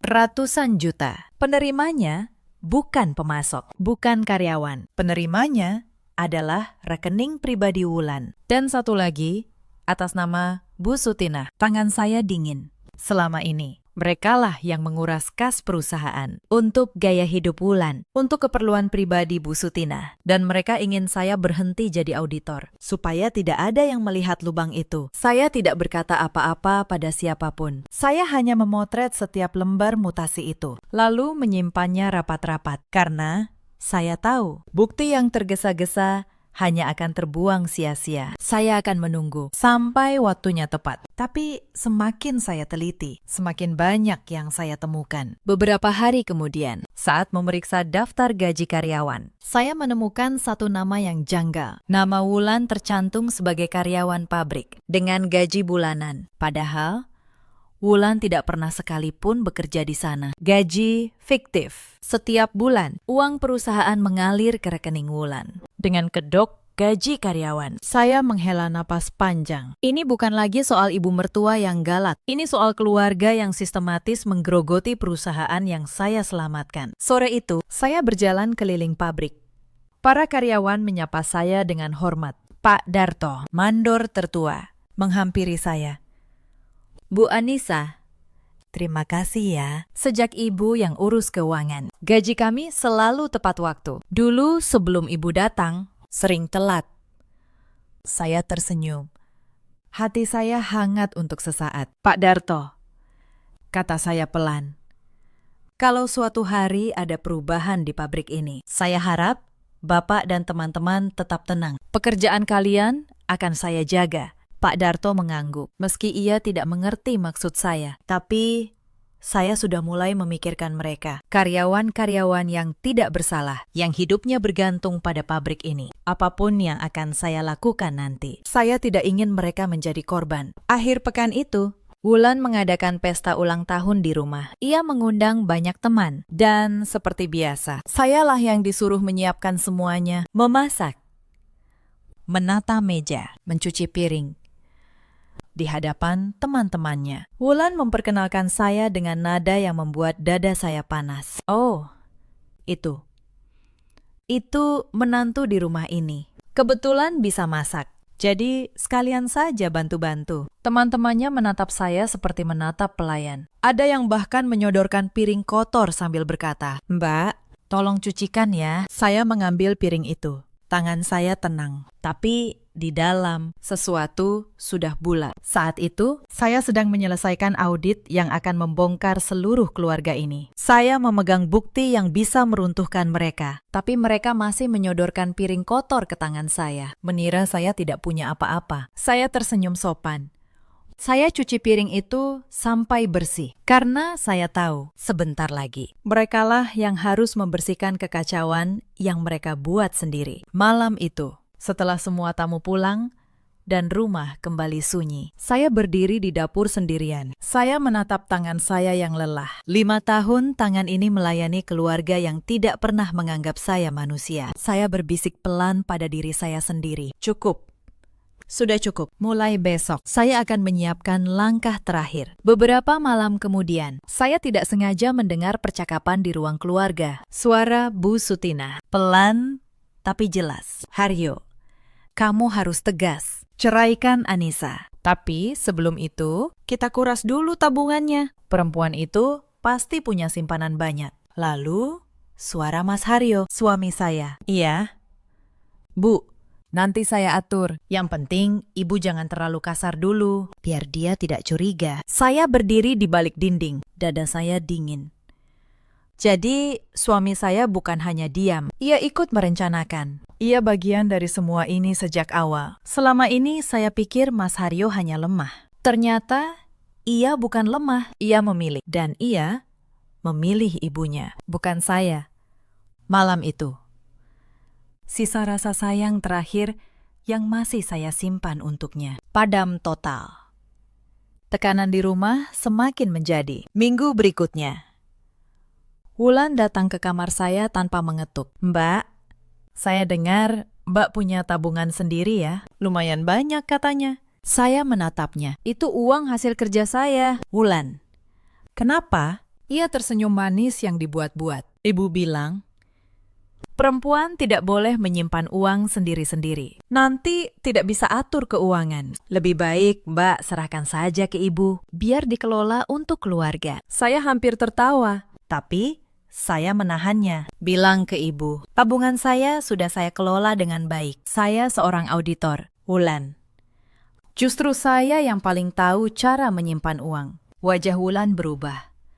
Ia pergi tanpa berkata apa-apa. Tapi saya tahu itu belum berakhir. Malam itu, di meja makan, Bu Sutina memulai serangannya. Anissa, saya dengar kamu menolak menyerahkan tabunganmu. Kamu ini tidak tahu diri. Bu, itu uang saya, hasil kerja saya sendiri. Hasil kerja, suaranya meninggi. Kalau bukan karena keluarga ini menikahimu, kamu bisa punya status apa? Dulu, kamu cuma perempuan biasa, keluarga Wijoyo yang mengangkat derajatmu. Saya menatap matanya. Bu, justru sayalah yang menyelamatkan pabrik keluarga ini dari kebangkrutan. Apakah ibu lupa? Untuk sesaat, ruangan hening. Lalu Bu Sutina menggebrak meja. Beraninya kamu mengungkit-ungkit. Dasar menantu durhaka. Mas Haryo, seperti biasa, hanya menunduk.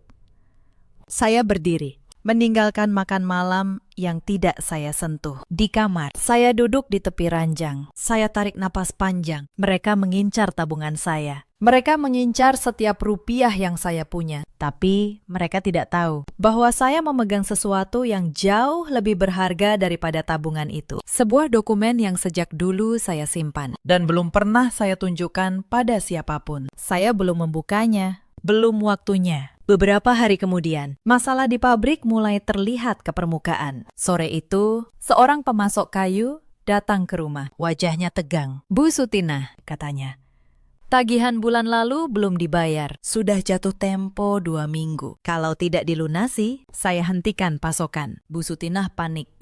Ia tidak mengerti kenapa kas perusahaan tiba-tiba kosong. Padahal pesanan sedang ramai. Tentu saja, ia tidak mengerti. Karena uang itu sudah ia dan Wulan tarik untuk keperluan pribadi. Saya berdiri di dapur, mendengar semuanya. Saya tahu persis berapa sisa kas perusahaan saat itu. Hampir tidak ada. Bu Sutina menoleh ke saya dengan nada yang mendadak melunak. Anissa, kamu kan ngerti soal beginian. Coba urus dulu pemasok itu. Saya hampir tertawa saat butuh.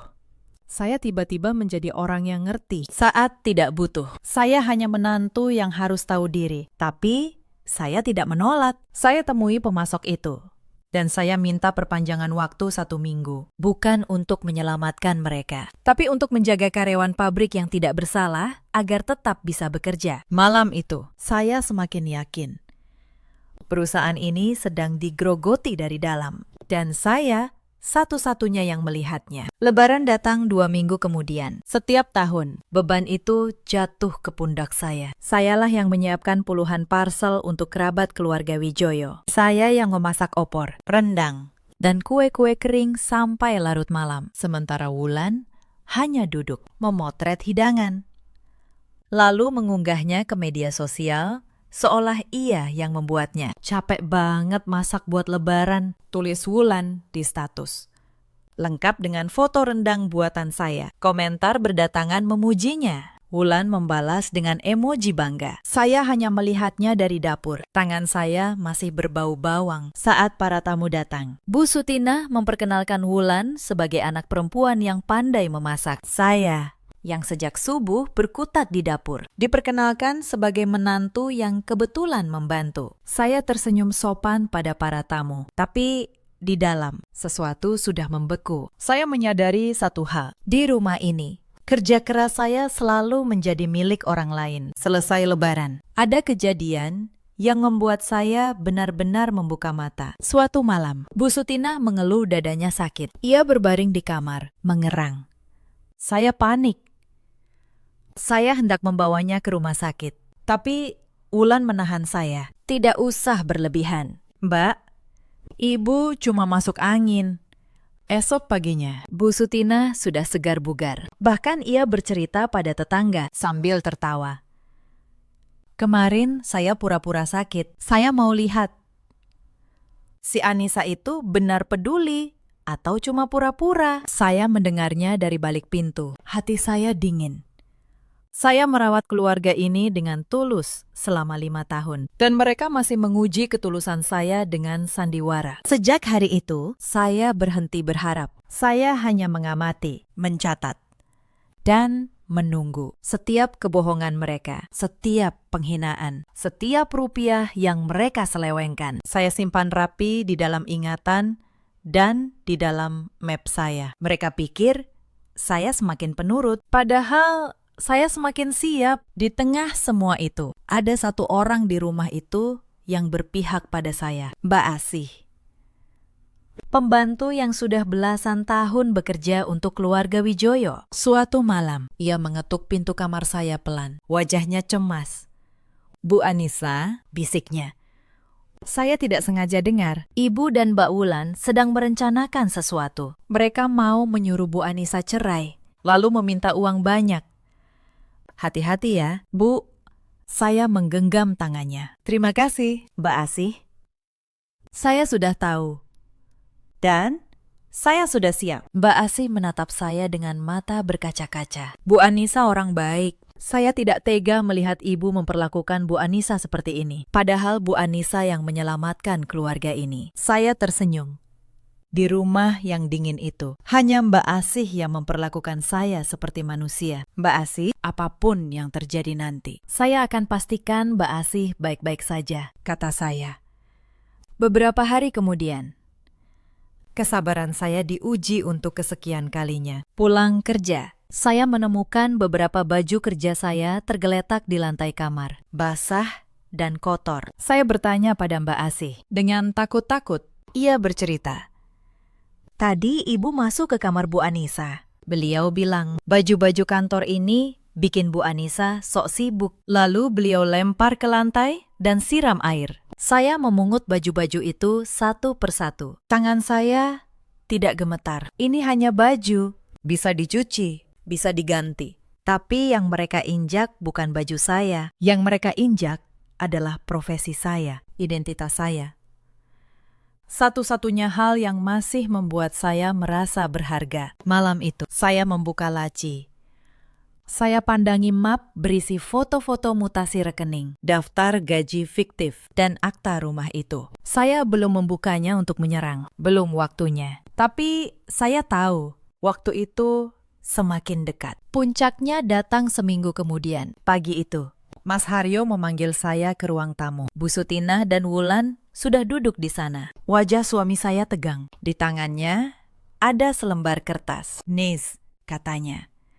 Suaranya hampir tidak terdengar. Saya rasa kita lebih baik berpisah. Saya menatapnya. Anehnya, saya tidak terkejut.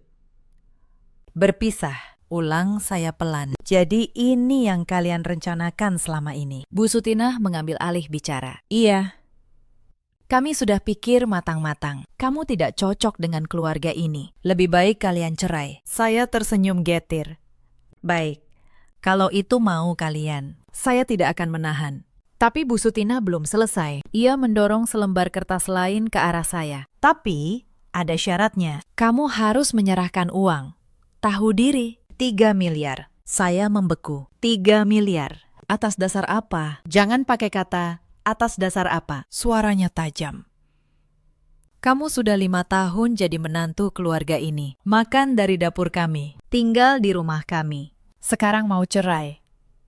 Ya harus tahu diri.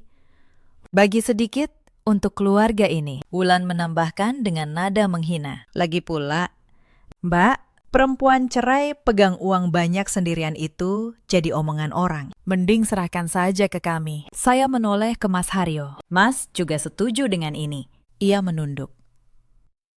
Kalau kamu mau berbagi, semuanya jadi lebih mudah. Nis, ibu juga tidak akan marah lagi. Saya tertawa kecil, tapi hati saya pedih. 5 tahun saya menjadi istrinya. Ia tidak pernah sekalipun membuat hidup saya mudah. Sekarang ia menyuruh saya menyerahkan 3 miliar hanya untuk membeli ketenangan dari keluarganya sendiri. Saya meletakkan ponsel saya di atas meja. Diam-diam, saya mengaktifkan perekam suara. Bu, kata saya, tenang. Boleh saya minta penjelasan sekali lagi? Ibu meminta saya menyerahkan 3 miliar rupiah sebagai syarat perceraian. Benar begitu? Bu Sutinah tanpa curiga menjawab lantang. Iya, 3 miliar. Itu uang, tahu diri. Kalau tidak, jangan harap perceraian ini berjalan mudah. Rumah ini, pabrik ini, semuanya milik keluarga Wijoyo. Kamu tidak berhak apa-apa. Saya menatapnya lekat-lekat. Terima kasih atas penjelasannya. Bu, kata saya butuh waktu 3 hari untuk memikirkan. Bu Sutinah tersenyum penuh kemenangan. Ia pikir saya menyerah. Padahal, 3 hari itu bukan untuk menyerah. 3 hari itu adalah waktu yang saya butuhkan untuk menyiapkan segalanya. Selama 3 hari itu, saya bergerak diam-diam. Hari pertama, saya menemui Pak Tono. Ia seorang konsultan hukum, sekaligus rekan lama saya sejak masih kuliah. Saya membawa semua dokumen. Foto-foto, mutasi rekening perusahaan, daftar gaji fiktif Wulan, rekaman suara, dan akta rumah yang selama ini saya simpan. Pak Tono memeriksa satu persatu. Ia mengambil kacamatanya, membaca dengan saksama, dan sesekali mengangguk pelan. Lalu ia menatap saya dengan ekspresi yang sulit saya lupakan. Anissa, katanya pelan, kamu sadar apa yang kamu pegang ini? Saya sadar. Pakistan. Akta rumah ini sah atas namamu. Secara hukum, rumah itu milikmu sepenuhnya. Mereka tidak punya hak apapun untuk menahanmu atau memerasmu. Ia mengetuk map yang berisi mutasi rekening.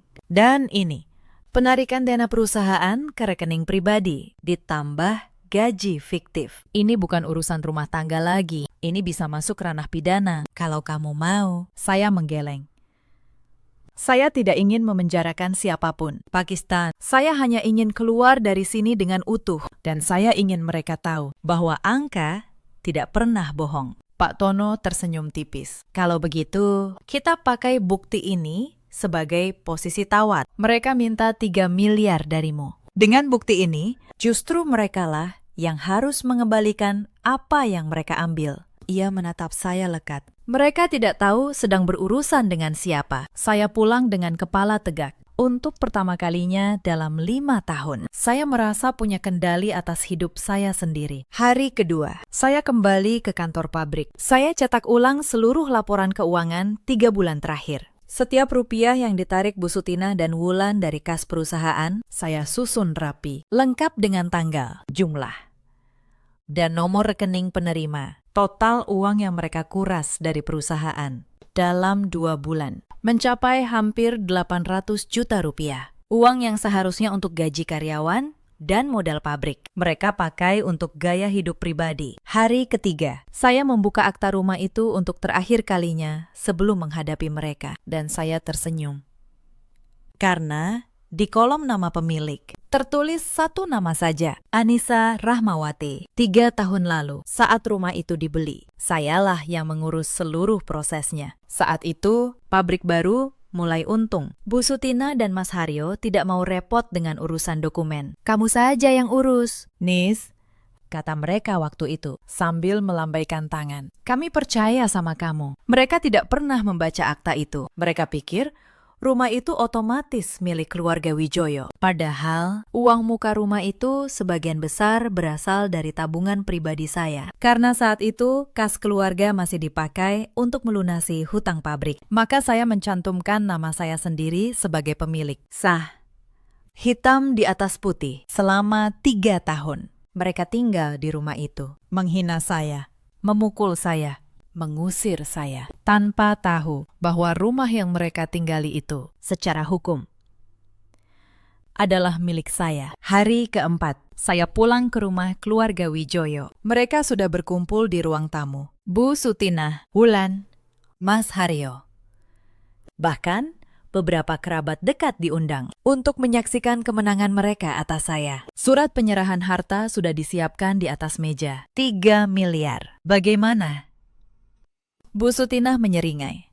Sudah siap tanda tangan? Saya berjalan tenang ke tengah ruangan. Saya letakkan tas saya di meja sebelum saya tanda tangan. Bu, kata saya. Ada beberapa hal yang ingin saya bereskan lebih dulu. Saya mengeluarkan map pertama. Saya buka. Ini laporan keuangan perusahaan 3 bulan terakhir yang saya audit sendiri. Wajah Bu Sutina mulai berubah. Dalam 2 bulan terakhir, ada penarikan dari kas perusahaan sebesar hampir 800 juta rupiah ke rekening pribadi ibu dan rekening Wulan. Ruangan mendadak hening. Uang itu seharusnya untuk gaji karyawan dan modal pabrik, tapi dipakai untuk keperluan pribadi. Dalam istilah saya sebagai auditor, ini namanya penggelapan dana perusahaan. Wulan berdiri. Wajahnya pucat. Mbak, jangan asal bicara. Saya tidak asal bicara. Wulan, saya angkat foto-foto mutasi rekening. Semua ada buktinya. Tanggal, jumlah. Nomor rekening, lengkap. Lalu, saya mengeluarkan 1 lembar lagi. Dan ini daftar gaji karyawan pabrik. Coba lihat. Wulan, ada namamu di sini sebagai karyawan dengan gaji bulanan. Wulan terpaku. Padahal kamu tidak pernah sehari pun bekerja di pabrik. Ini gaji fiktif. Setiap bulan, uang perusahaan mengalir ke rekeningmu dengan kedok gaji. Para kerabat yang hadir mulai berbisik-bisik. Wajah mereka berubah dari ingin menonton kekalahan saya, menjadi tidak percaya pada apa yang mereka dengar. Bu Ratna, kerabat yang dulu menertawakan saya di arisan, kini menatap Bu Sutina dengan kening berkerut. Bu Sutina menggebrak meja. Itu uang keluarga. Saya pemilik perusahaan. Saya berhak. Tidak. Bu, suara saya tetap tenang. Ibu pemilik nama, tapi perusahaan itu badan hukum. Menarik dana perusahaan untuk kepentingan pribadi tanpa pencatatan yang benar adalah pelanggaran. Dan saya, sebagai auditor, wajib melaporkannya. Lalu saya mengeluarkan ponsel saya. Saya putar rekaman itu. Suara Bu Sutina memenuhi ruangan. Jelas. Tanpa celah. Iya. 3 miliar. Itu uang tahu diri? Kalau tidak, jangan harap perceraian ini berjalan mudah. Wajah para kerabat yang diundang berubah. Mereka saling berpandangan. Bu Sutina memeras menantunya 3 miliar sebagai syarat cerai. Sekarang, seisi keluarga mendengarnya sendiri. Itu rekayasa, teriak Bu Sutina. Suara ibu sendiri. Bu, mau saya putar sekali lagi? Ia terdiam, bibirnya bergetar. Lalu, saya keluarkan map terakhir. Saya buka perlahan. Dan ini, kata saya, akta rumah ini. Saya letakkan di tengah meja, agar semua orang bisa melihat. Silakan baca kolom nama pemilik. Mas Haryo mengambilnya dengan tangan gemetar. Matanya membaca, lalu wajahnya memutih. Anissa Rahmawati. Ia membaca lirih. Benar, kata saya. Rumah yang kalian tinggali selama 3 tahun ini, atas nama saya. Saya yang membeli dengan tabungan saya. Dan nama saya yang tercantum sebagai pemilik sah. Ruangan benar-benar senyap. Selama 3 tahun, kalian menghina saya di rumah ini. Memukul saya, menyuruh saya seperti pembantu, mengusir saya. Padahal, kalianlah yang menumpang di rumah saya. Bu Sutinah jatuh terduduk di sofa, wajahnya kosong.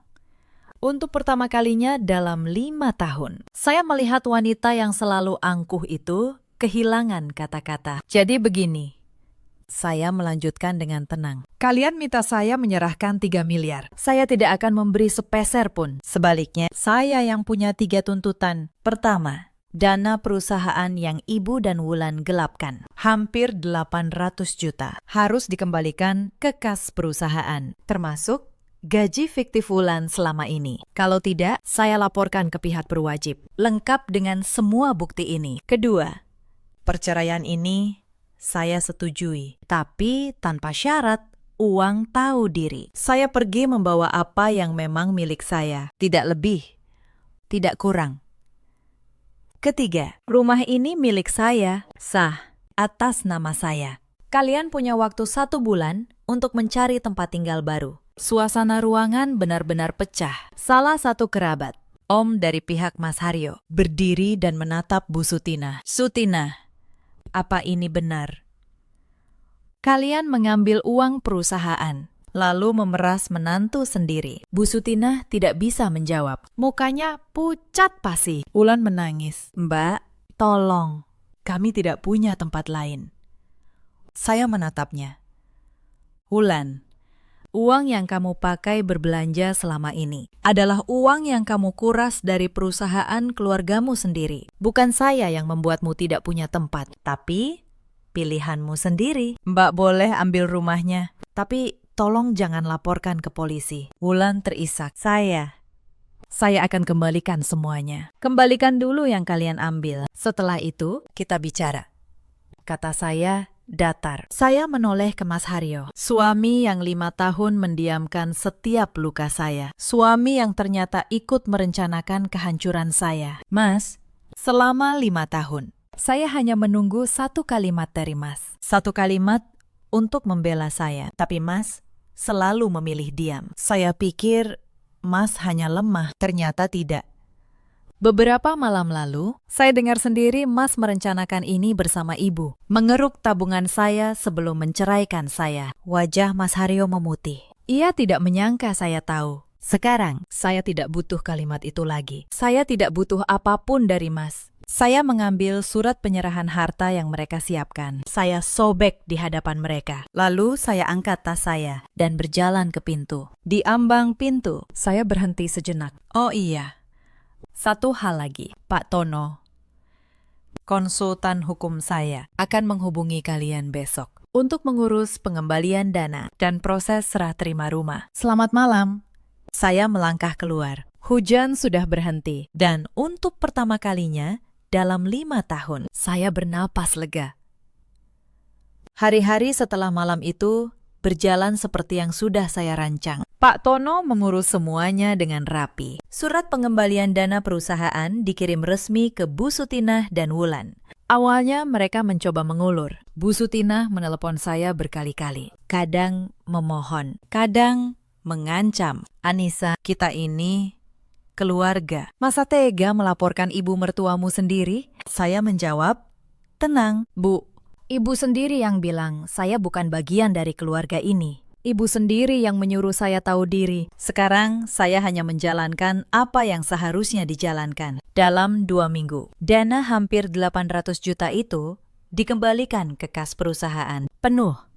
Karena mereka tahu, kalau tidak, laporan ke pihak berwajib akan membuat masalahnya jauh lebih besar. Gaji fiktif atas nama Wulan juga saya hapus dari pembukuan sebagai syarat terakhir sebelum saya menyerahkan urusan keuangan pabrik kepada akuntan baru. Sebelum benar-benar pergi, saya melakukan satu hal terakhir untuk pabrik itu. Saya kumpulkan seluruh karyawan. Saya jelaskan bahwa saya akan berhenti mengurus keuangan mereka. Pak Darto dan yang lain terlihat cemas Lalu bagaimana dengan gaji kami? Bu, saya sudah menyiapkan sistem yang rapi, kata saya.